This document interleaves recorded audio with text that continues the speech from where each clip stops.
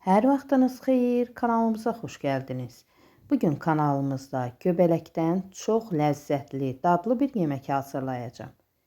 Əvvəlcə göbələklərin qabığını soyuram. Qabığını soyduqda daha tez pişir. Çox asanlıqla soymaq olur.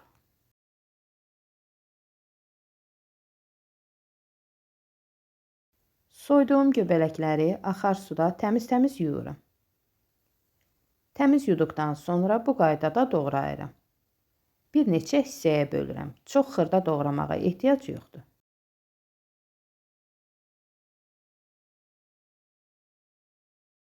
Tavanın içərisinə biraz duru yağ, biraz da kərə yağı əlavə edirəm.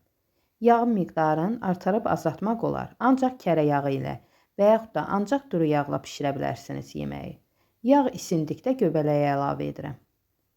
Qazın orta temperaturunda hərdən qarışdıraraq bişirirəm. Tavanın qapağını örtürəm.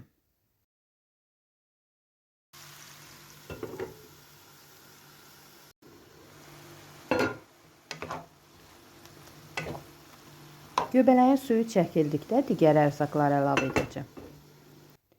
Bir ədəd orta boy soğanı kubik şəklində doğrayıram.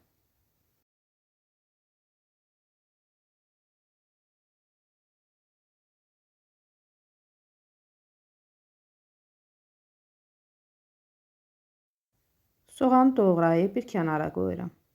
200 qram toyuq filesini də kubik şəklində doğrayıram.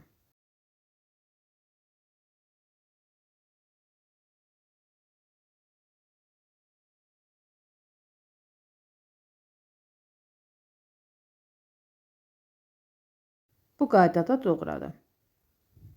Göbələyi hərdən qarışdırıram. Görürsünüz, artıq suyu çəkilibdir. Suyu çəkilən kimi soğanı və toyuq filesini əlavə edirəm.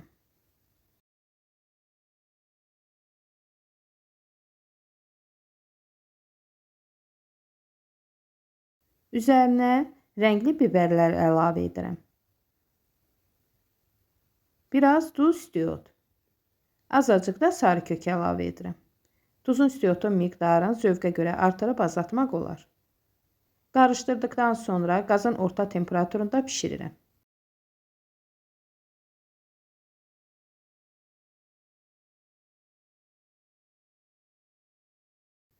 Hərdən qarışdırıram ki, hər tərəfi eyni qaydada pişsin.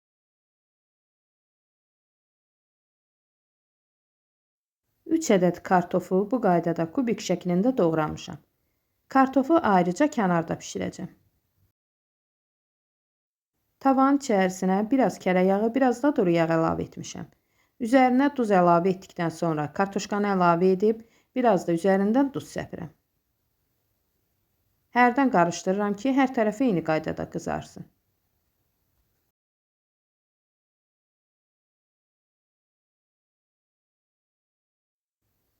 Kartuşka bu cür qızardıqda ocağı söndürürəm. Bişən göbələyin üzərinə əlavə edirəm. İstəsəniz kartofun yağını da əlavə edə bilərsiniz. 2-3 dəqiqədə kartofla birlikdə bişirirəm.